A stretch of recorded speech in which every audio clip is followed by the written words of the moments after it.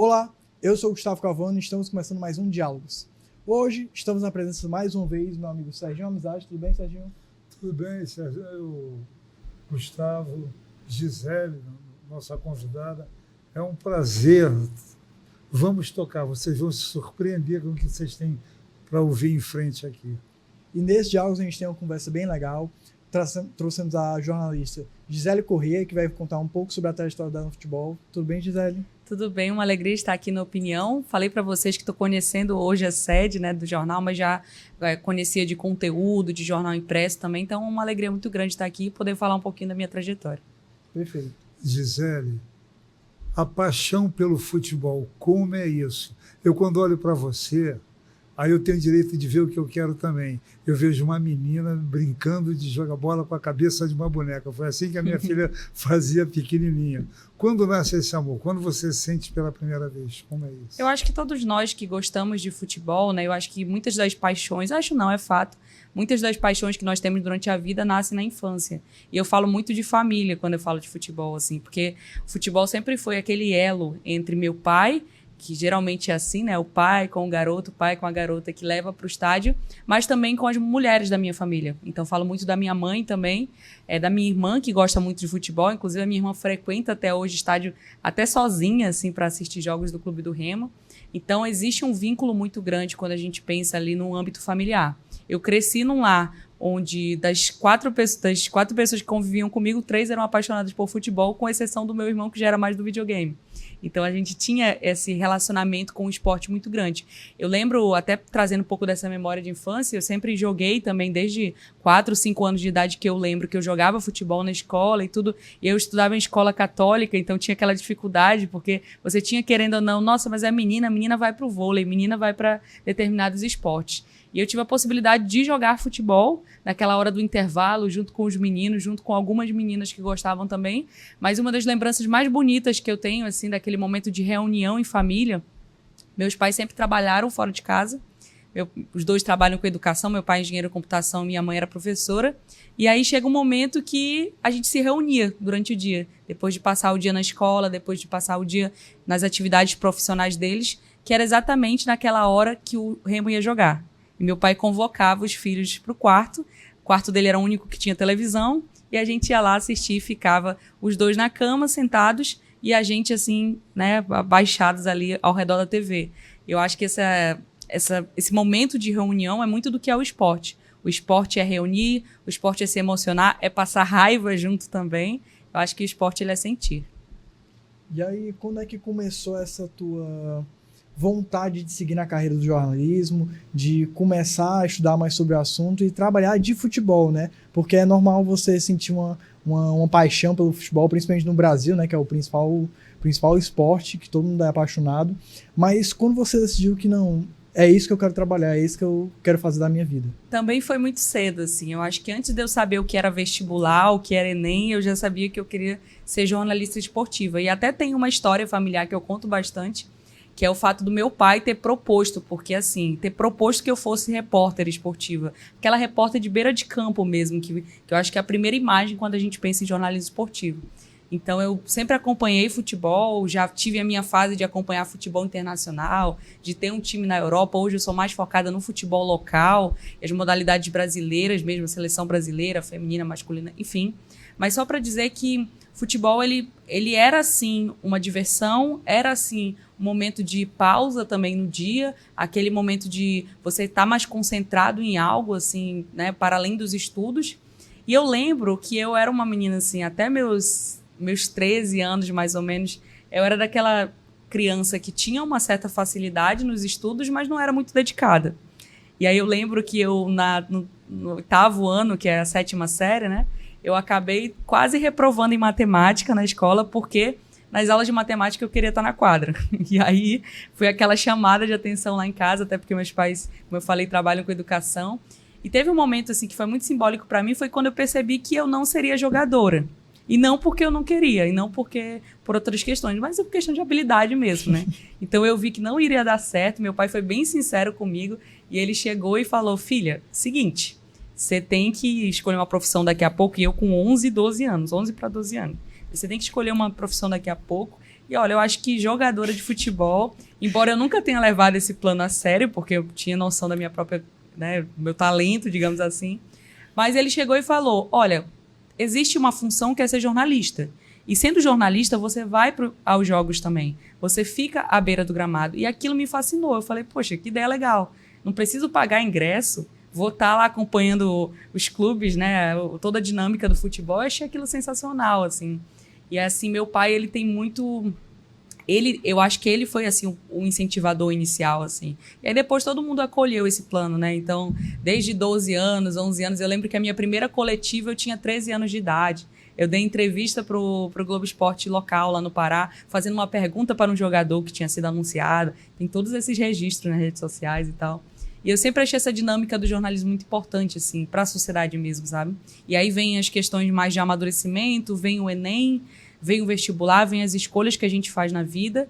Eu acho que o principal é aquele start, sabe? Até para pessoas que estão pensando sobre a sua profissão, assim, para mim o principal foi refletir o que eu gosto e o que eu quero não só agora, na minha juventude, na minha adolescência, mas para o resto da vida. E aí o futebol apareceu nesse caminho. Você tem seu primeiro texto?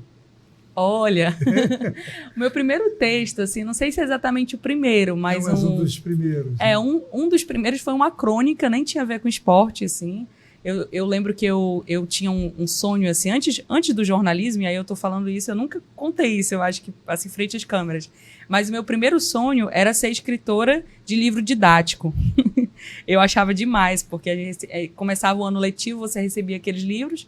Eu estudei grande parte da minha educação em escola pública, e era aquele evento, assim, você saber se o seu livro era legal, se vinha com muitas imagens, né? Então, eu ficava fascinada com aquele mundo da comunicação, que eu ainda não sabia o que era. Isso criança, 5, 6 anos. Então, sobre o primeiro texto foi uma crônica, porque eu estava aprendendo, na época, eu estava aprendendo sobre pontuação. E minha mãe guardou por muitos anos esse texto. E a minha mãe, professora de língua portuguesa, né? E eu cheguei com ela e falei, mãe, estamos aprendendo sobre pontuação lá na escola. Eu acho que eu tinha 7 anos, eu aprendi a ler com 4 para 5, enfim. E aí, quando isso acontece, ela fala, vamos exercitar, né? E a gente fica naquele exercício, assim, de tentar aprender, tipo um dever de casa. E aí eu escrevo uma crônica onde entra um detetive numa sala de aula. Esse detetive começa a investigar todo, né? Tipo, olha, a gente quer saber o que aconteceu, só que a todo momento o leitor não sabe o que ele está procurando exatamente.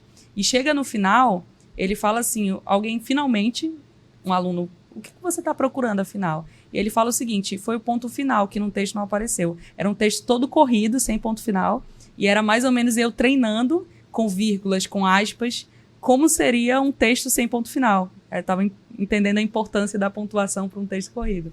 E a minha mãe guardou por um tempo, ela tinha muito orgulho e tal. Queria ter esse texto físico para trazer para vocês, mas não, acabei perdendo, ficou só a ideia mesmo dele. Você tocou num ponto aí muito interessante, que já tocou cedo, que eu acho que deve ser um modo de como você vê o mundo do futebol. E você falou alguma coisa assim, quer dizer, o que a gente pode fazer para melhorar a vida com o futebol? Sim. Né?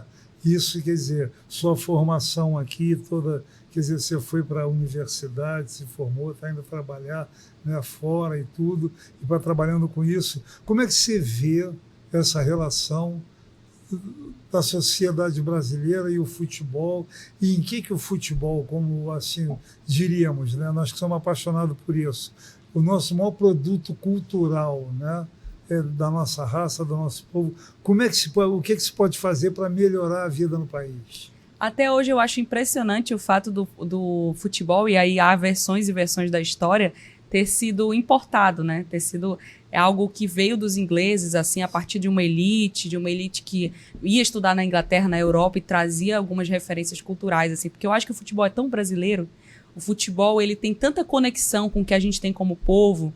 O que a gente tem como povo? Claro que a gente vai cair em alguns estereótipos, mas a gente tem a conexão, a gente tem o carisma, a gente tem a abertura para o mundo, né? A felicidade, a alegria. E eu acho, assim, até te trazendo uma reflexão que eu tenho pensado muito, assim, o futebol, ele é esse momento de você parar, né? E talvez num país como nós temos, um país tão desigual, um país com tantas dificuldades sociais, econômicas, políticas, enfim, isso vai além do âmbito do futebol, um país tão violento, eu acho que o futebol é aquele momento que você abraça um desconhecido, aquele momento que você leva o seu filho, a sua filha, algum parente, que mesmo não tendo tanta conexão com o esporte, consegue se conectar com aquele evento.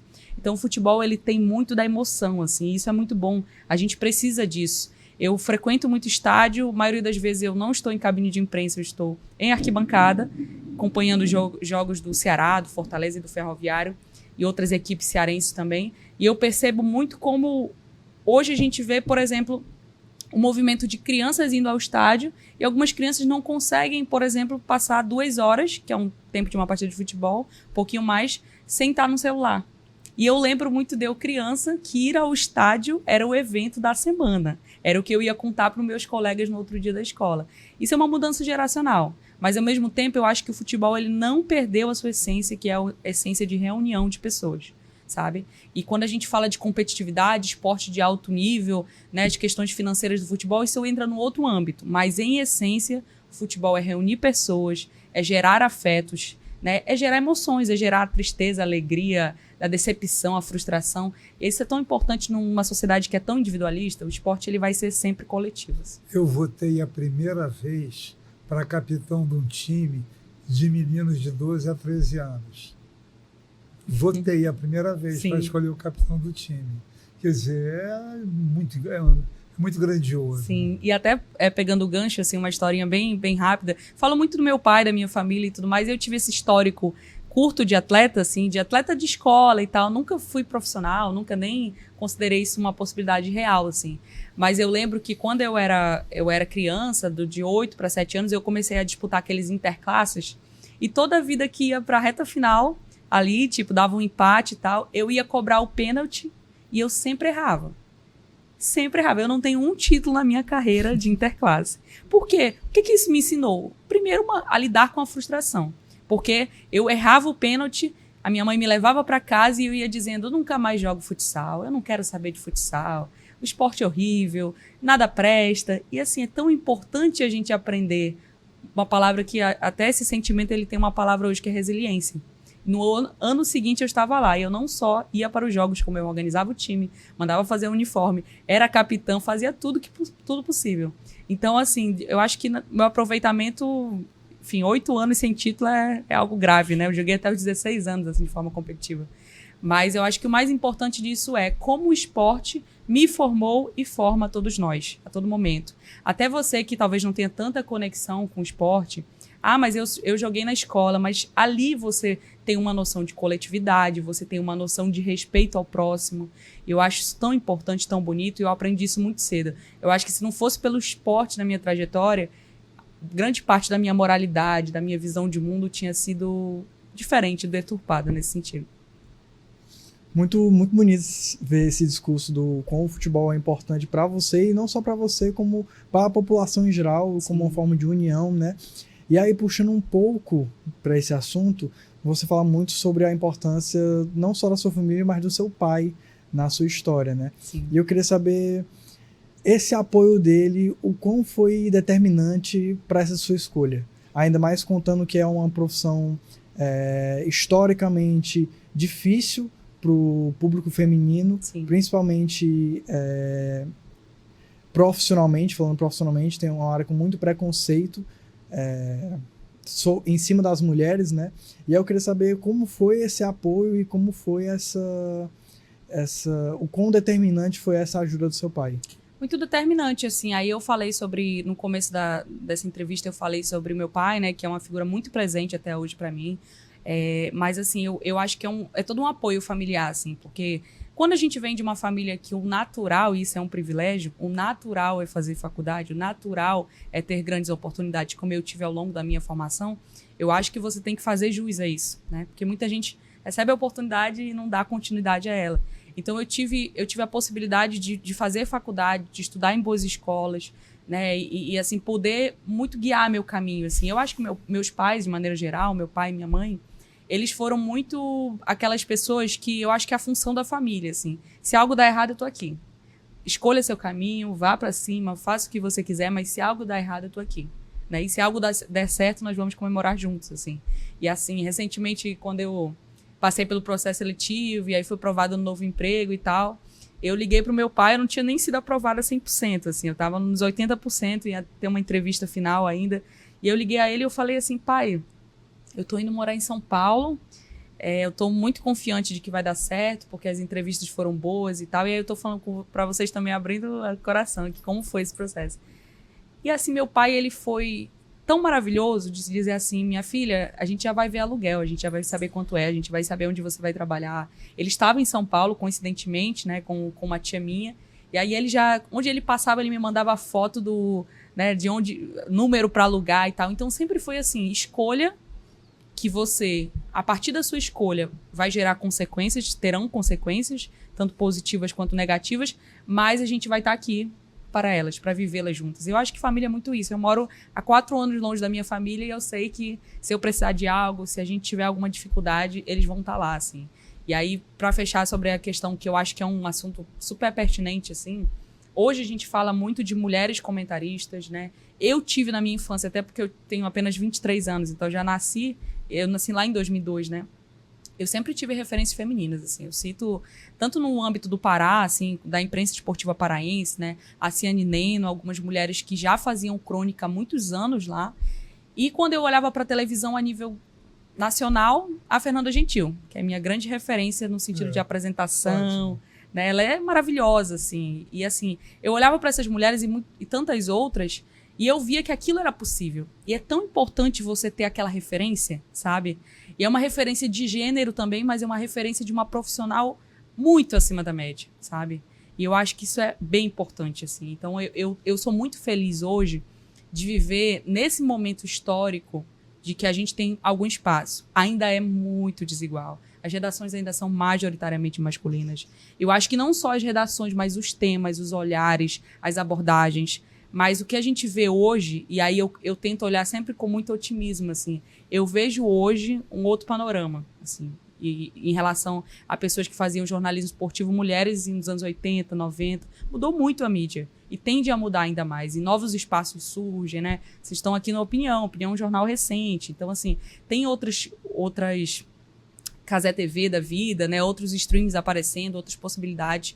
E eu vejo que as mulheres, elas com competência e com trabalho duro, elas estão vencendo algumas barreiras que nos foram impostas historicamente, não só na área, como na sociedade de maneira geral. Você vê a representatividade também, sim, né? Sim. A importância da representatividade, não só para as mulheres em geral, mas também para as pessoas que almejam chegar lá. Sim, sim. E então, você citou vários nomes aí que são suas inspirações e que te botaram para cima para continuar nesse sonho, né? De persistir nesse sonho e que você tá finalmente chegando lá, né?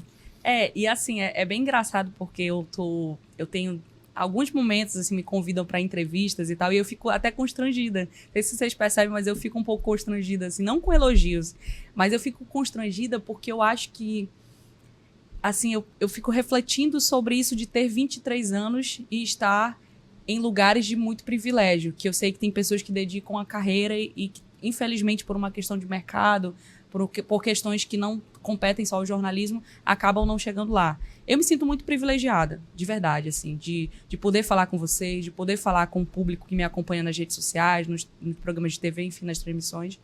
E eu acho que existe uma fórmula, digamos assim, uma fórmula não, mas um caminho, que é o caminho de você tentar sempre se superar, de você tentar sempre ser melhor. Então, assim, se eu erro alguma informação numa transmissão, não tenho problema nenhum em corrigi-la na própria transmissão, em acreditar os colegas, os assessores ou quem seja. Eu acho que esse caminho do aprendizado constante, ele é um caminho que te coloca também numa perspectiva de destaque, sabe?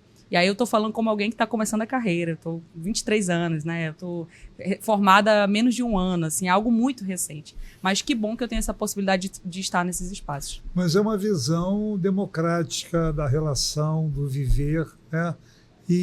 E aí, quando nós estávamos conversando antes dessa pergunta que o Gustavo fez, eu ia pegar um gancho, né, onde você fala da importância de um futebol que não está necessariamente ligado à ao elitismo Sim. dos clubes. Por exemplo, nós temos uma realidade do futebol brasileiro e uma realidade da confederação que é uma realidade muito dura. Isso não é só a confederação. Os presidentes de federação também procedem assim, né? E esse modo de tratar a sociedade de maneira desigual e os clubes também de maneira desigual e os clubes se tratam de maneira desigual, isso está criando, isso está aprofundando no país.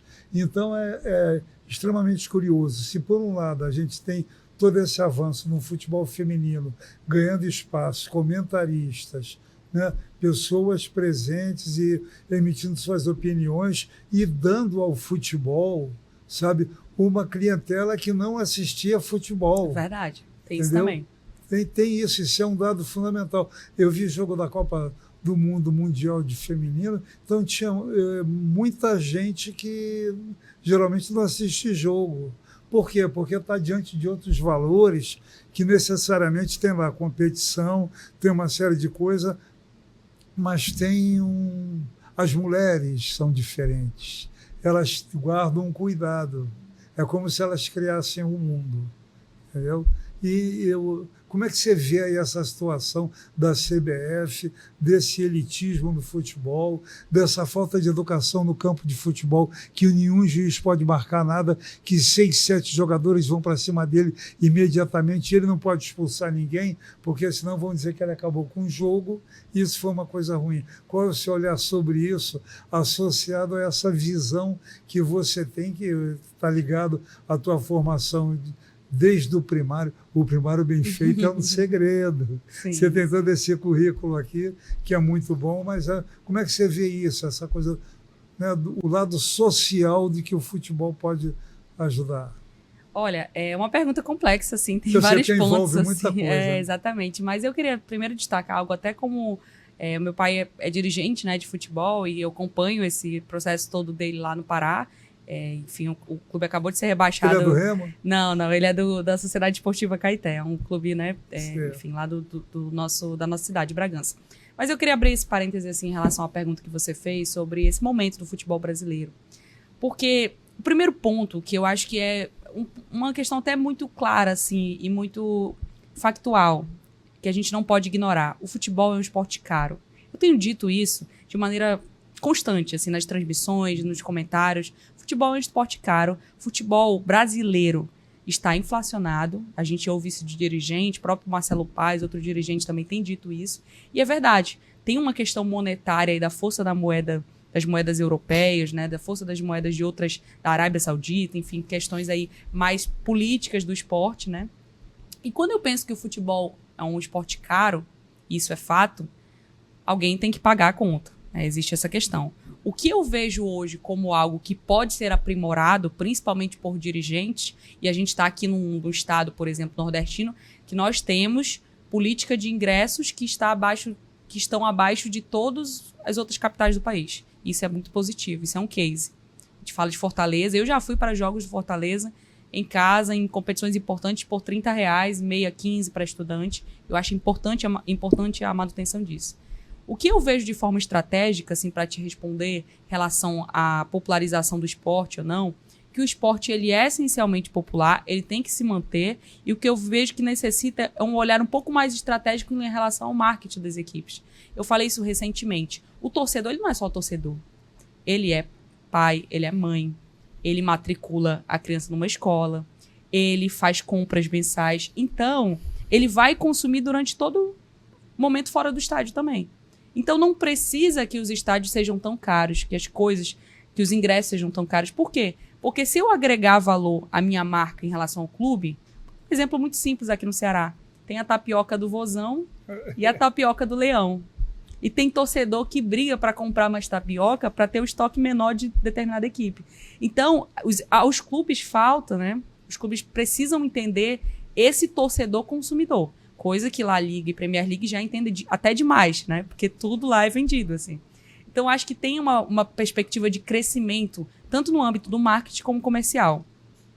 Hoje, a gente tem um outro contexto, que você acabou não citando, mas eu trago para o debate também, relação às bets no futebol brasileiro. E o torcedor, a gente acha que não, mas o torcedor é muito passional. Se tem uma bet que patrocina o time dele, ele sendo apostador, ele vai optar por realmente apostar naquela situação, né? Naquela casa de apostas. Então, acho que falta essa visão um pouco mais estratégica, comercial para os clubes, e a gente passa por um amadurecimento, existem diferentes níveis ali de amadurecimento. Alguns clubes, como eu citei, o Fortaleza, já tem uma perspectiva um pouco mais de marketing, outras equipes ainda precisam avançar nesse sentido, mas o que eu queria trazer de recado é, não precisa o dirigente, não precisa o setor de marketing fazer sempre aquela cobrança tão direta ao torcedor, com uma camisa, por exemplo, por R$400, que é o que a gente tem visto hoje, entende?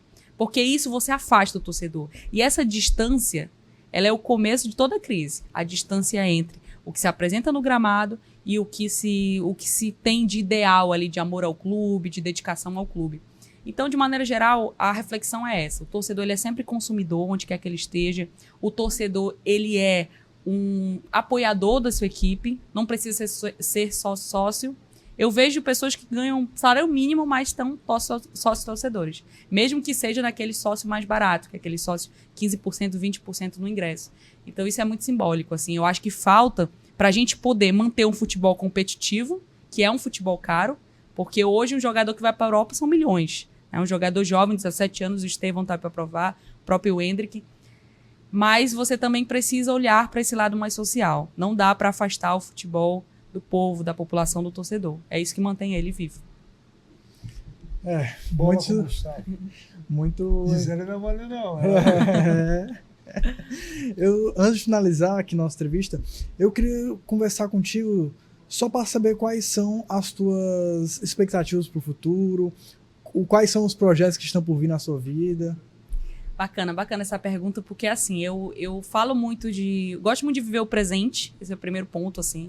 Eu gosto muito do dia a dia, eu gosto muito de aproveitar, por exemplo, Fortaleza, já me despeço da cidade no sábado, né? Então, agora no próximo sábado, Semana Santa, e eu gosto muito de aproveitar o dia a dia, de entender ali o que pode me proporcionar, né? Aquele momento, aquelas pessoas, aquelas conexões.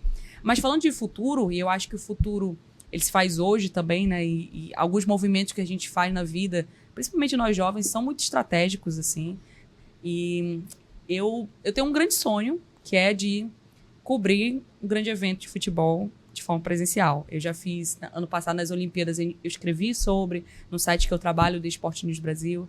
Mas eu sinto que esse momento, ele tem que chegar, assim, no sentido de, profissionalmente, para me sentir completa, assim, de falar, nossa, eu cobri uma Copa do Mundo feminina, eu cobri uma Copa do Mundo masculina, eu cobri uma Libertadores. E eu sinto um desejo muito grande de fazer isso, assim. Eu acho que vai ser algo especial para mim, vai ser cobrir um grande evento. Eu acho que não é nem um processo só de validação profissional, de olhar assim, eu tenho isso no meu currículo, mas é de aquela menina que assistiu a Formiga jogar lá em 2010, lá em 2009, né? Assim, eu fico vendo os amistosos da seleção brasileira, assim, e o que eu posso estar, assim, à beira de campo. Então, para mim, é bem importante esse grande evento. É algo que eu almejo muito, eu me preparo para isso. Então, eu acompanho Olimpíadas, acompanho Sul-Americana, enfim, vários eventos. E pensando, assim, de onde eu quero chegar, algo que tem me chamado muito a atenção e algo que eu tenho amado fazer. Em 2023, eu recebi um convite da FCF TV, da Federação Cearense, a TV da Federação, para ser comentarista esportiva. E foi um desafio tão grande, porque eu já comentava jogos em rádio. Eu já era de debate, na verdade, né? Então, a repercussão que a gente chama. Eu ia no dia seguinte e comentava aquela análise do jogo. Só que o comentário esportivo, ele é tão complexo, porque está ali acontecendo. Você não é o narrador, então você não tem que só relatar o que está acontecendo. Você tem que fazer uma análise embasada na realidade, uma análise que possa trazer também a sua perspectiva sobre aquele evento. E aí eu tive esse desafio em 2023 de comentar. Comecei pela base, né? Comecei comentando Ceará Sub-17, comecei comentando Fortaleza Sub-20. Cheguei até o campeonato cearense profissional, então esse ano eu tive orgulho, assim, a honra, o privilégio de comentar para a TV Brasil, via TVC, o Clássico Rei, o primeiro Clássico Rei do ano. E assim, eu tenho visto muito a minha trajetória nesse sentido, de ser comentarista esportiva. Porque eu acho que o comentário esportivo, ele vai além do... E aí não é menosprezando área nenhuma, mas ele vai além do que eu acho, né? E vai além do que eu já sei. Eu acho que cada comentário te desafia a saber um pouco mais, a analisar um pouco mais, a estudar um pouco mais. Eu acho que esse movimento, assim, ele me chama bastante atenção. Gisele, as variáveis são enormes. Sim. A analisar um jogo, todo mundo, quer dizer, é incrível, mas os comentários, porque o futebol, por isso que todo mundo gosta, porque é um jogo que a qualquer momento pode acontecer algo que não estava na teoria de ninguém, né? Então o jogo tem o acaso, entendeu? Por exemplo, numa partida de basquetebol, se uma grande equipe, né, joga contra uma determinada equipe amanhã, aqui, vamos dizer, Real Madrid versus Quixadá, sem nenhum desmerecimento ao Quixadá, entendeu? Real Madrid e Quixadá, o Real Madrid pode perder esse jogo. Então isso permite uma gama de comentários que é uma riqueza. Com certeza. O futebol tem essa riqueza. E o futebol, ele é tão querido, assim, o esporte, né? Vamos colocar, assim, Geral, a questão do esporte mais geral, assim, por essa imprevisibilidade. Claro que existe favoritismo, ninguém aqui né? A gente não vai negar a realidade, assim, mas existe favoritismo, existe investimento que hoje cria uma distância bem grande, né, entre os clubes, mas existe o acaso, existe a sorte, existe o fator campo-bola, família, porque a gente fala muito sobre essa questão de família no âmbito pessoal, mas o jogador tem família também. O Rafinha decidiu um jogo da Champions tendo dormido no dia anterior com o filho no hospital, assim. Então, olha que fantástico. São fatores que dedicou a vitória ao filho também. Então, são fatores de campo, bola, sociedade, questões afetivas, né, que muitas vezes a gente não vê. E eu acho que o trabalho do comentarista é analisar, assim, o que acontece em campo, mas é ter uma leitura um pouco mais do contexto, assim. Isso me encanta. Eu acho fantástico o trabalho que os amigos comentaristas fazem, é uma área que eu quero enveredar. Tu não disse para onde você vai sábado.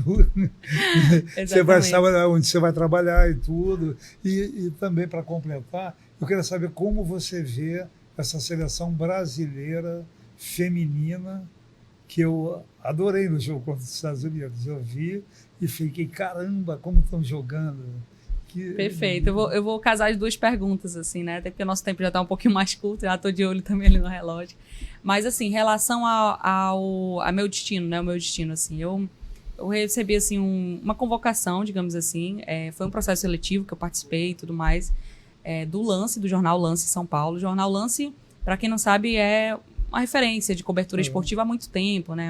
Grandes profissionais já passaram por lá. O Lance já teve jornal, já teve revista, já teve questões mais impressas ali. Hoje é mais focado no digital mesmo, como é o caminho de vários jornais. E assim, me chamou a atenção essa proposta assim, esse processo do Lance, essa vaga no Lance, justamente pelo futebol feminino. Eu serei setorista de futebol feminino.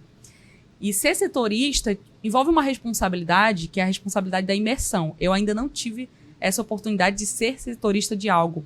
E eu tô bem empolgada por isso, assim. Eu acho que eu vou poder ficar imersa naquilo, eu vou poder acompanhar o dia a dia dos clubes, acompanhar o desenvolvimento das atletas, criar relação com fontes.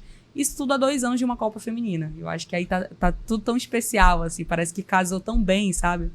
Está próximo de um grande evento, que é aquilo que eu comentei na pergunta anterior que vocês falaram, né? Na resposta anterior. Está próximo de um grande evento, cobrindo algo diariamente, né? E, querendo ou não, em um local que é o centro do país da modalidade, né? O futebol feminino hoje, ele gira muito em torno de São Paulo. Corinthians campeão da Libertadores, São Paulo campeão da Supercopa do Brasil, Ferroviária se destacando também. O Santos acabou tendo um momento de baixa ali, mas é uma equipe que tradicionalmente tem muita força. Palmeiras agora em alta também no futebol feminino. Então eu vejo como uma grande oportunidade, assim. Eu estou indo para cobrir. E só engatando sobre seleção brasileira. Seleção brasileira do Arthur Elias, muito me empolga. Eu acompanhei a chegada da Pia, que foi antes dele, né? A Pia acabou decepcionando. Era uma excelente treinadora, muito vitoriosa. História, né? Tinha uma história muito grande. Tem uma história muito grande no futebol feminino. Mas o Arthur, ele, desde o início dos anos 2000, e pouca gente sabe disso, ele já trabalhava e estudava com futebol feminino, né? Então, ele já tinha esse foco no futebol feminino. Foi um dos responsáveis por estruturar todo o departamento no Corinthians, porque ele era aquele treinador que dava pitaco mesmo, assim. O Corinthians hoje é uma referência, multicampeão, ganhou todos os títulos possíveis, assim, na modalidade. Então, eu vejo muito como uma base muito sólida. E isso me alegra bastante, porque a gente passou por muito tempo pensando em Marta e em Formiga, que são as grandes referências de gerações. Mas quando a gente pensa em renovação, quando a gente pensa em ganhar um grande título, a gente precisa que Gabi Portillo, Amanda Gutierrez, a gente precisa que essas jogadoras também apareçam. E eu tenho visto isso. Isso é muito bom para o futebol feminino. Acho que agora, não só a partir do movimento da seleção de ter sido vice-campeã olímpica, mas o fato da própria CBF, entidade organizadora do futebol, estar priorizando, por exemplo, Copa do Brasil Sub-20, Campeonato Brasileiro Sub-20. Hoje a gente já tem competições Sub-17.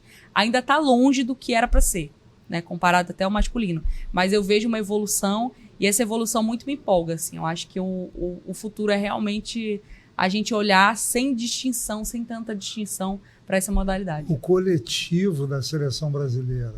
Você citou o caso da Formiga e da Marta, a gente dependia de um ou outro grande lance individual. O coletivo da seleção brasileira, o coletivo do time do Corinthians, é uma coisa que, caramba, menina forte, corre, e uma disposição, né? E tudo é metodologia, né? Tudo é metodologia. Assim. Hoje, por exemplo, o Corinthians está com o Lucas Piscinato, que é o treinador, que foi uma sucessão, né? A questão da longevidade é tão importante. Futebol não é...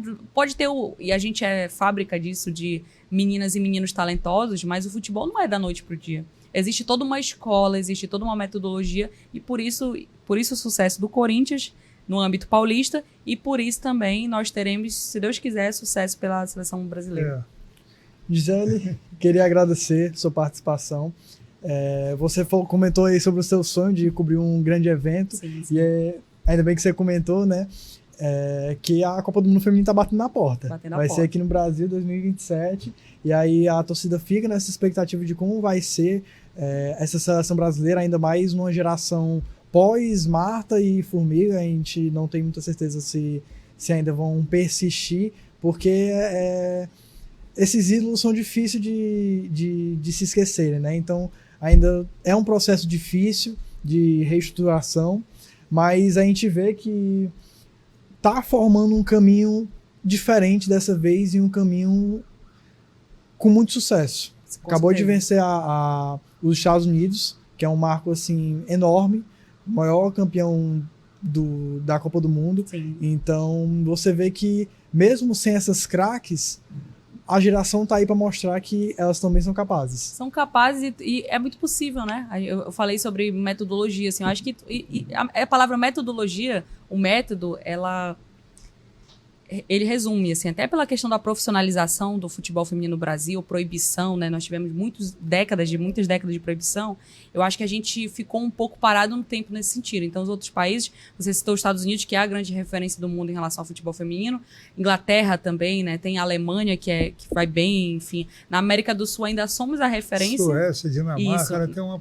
Na América do Sul, com exceção do Brasil, assim, o que eu vejo de maneira mais competitiva nas competições...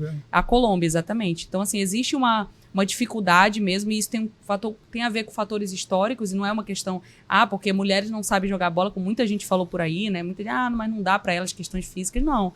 Existe uma questão de método. O futebol masculino chegou muito antes, o futebol masculino se consolidou muito antes, é quem recebe os maiores investimentos públicos e privados. Então eu vejo esse processo de evolução. E eu vejo que esse processo de evolução deu uma acelerada considerável a partir do sucesso das Brabas do Corinthians, a partir de um grande evento como a Copa do Mundo. E até para finalizar em relação a esse bate-papo sobre Copa do Mundo, Fortaleza será uma das cidades sede. Né? Exatamente. Então, olha que bacana. Tomara que você seja setorista tomara, aqui. Tomara. Que eu esteja por aqui. Vai ser um prazer muito grande. Gisele, queria mais uma vez agradecer a sua participação, agradecer o Serginho também, que mais uma vez ajudando aqui na nossa conversa. E queria que você desse um recado para as pessoas que sonham em trabalhar com esporte, e que você vai ser futuramente a referência de outras pessoas, né? Amém. Espero que sim. Eu acho que o recado é muito simples, assim. Existe uma distância entre o sonho e a consolidação, assim, e o fazer acontecer. E essa distância, ela é encurtada por trabalho, por luta, por dedicação. Eu acho que oportunidade, ela vem com isso, sabe? Eu lembro muito quando eu cheguei a Fortaleza que eu não conhecia ninguém em Fortaleza, ninguém da área, não tinha familiares. E eu falei, caramba, se eu tô com a possibilidade de estudar numa universidade, né, ter acesso a professores muito bons, acesso a estádios, acesso a um estádio de Copa do Mundo, que nem todo o Brasil tem esse privilégio.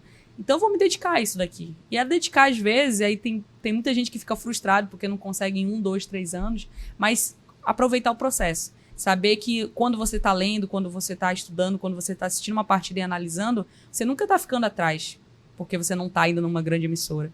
Então eu acho que a persistência é a chave. E aí não só pro esporte, pro jornalismo esportivo, que é uma área muito difícil e restrita, mas para todas as áreas da sua vida, assim, se dedique, dê o seu melhor, ame o que você faz, porque sem amor você não sustenta, né? Tem aquela história, se você tem que ter o para ganhar dinheiro e o para amar, mas se você conseguir, né, consolidar uma coisa e outra, isso é bem importante, é isso que eu tenho feito, assim, eu amo jornalismo esportivo, eu decidi com 11, 12 anos e é o que eu quero para minha vida, e eu acho que é bem importante acreditar nesse sonho, mas encurtar com dedicação.